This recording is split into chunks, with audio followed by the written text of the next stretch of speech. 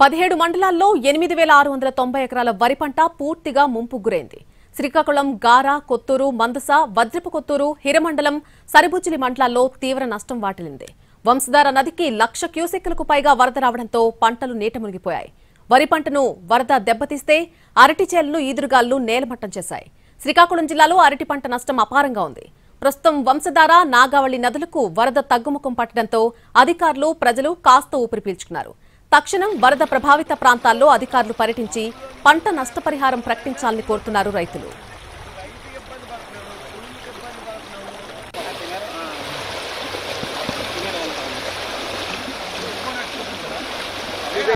ఆధారు కనబడడం లేదు. మేము ఏడ్ చేస్తాం. మా బతుకెల ఉంది అంతా నీటి కింద పడిపోయింది. 8 ఎకరాల నుంచి చేస్తాం. ₹1 మీరు కనబడడం లేదు. గుండబోడి పోసాను, గుండకి ఎదిరించి చచ్చిపోనాం. మా బతుకెలకి అయిపోయింది. ఆధారు కనబడడం లేదు. మేము ఏడ్ చేస్తాం. మా బతుకెల ఉంది అంతా నీటి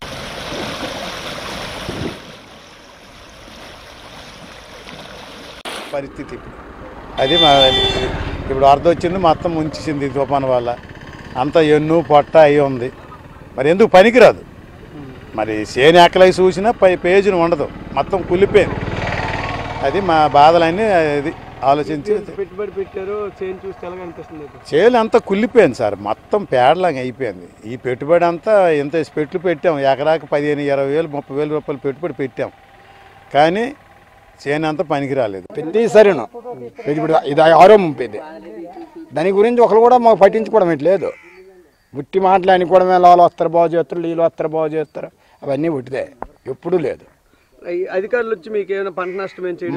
మాకు ₹1 ఆదాయం లేదు. మాకు సొంతం లేదు, కానీ చేరి మేము 15 ఎకరాలు చేస్తాను. నేను సొంతం అయితే లేదు, సెంటు కూడా లేదు. దానికి గురించి కూడా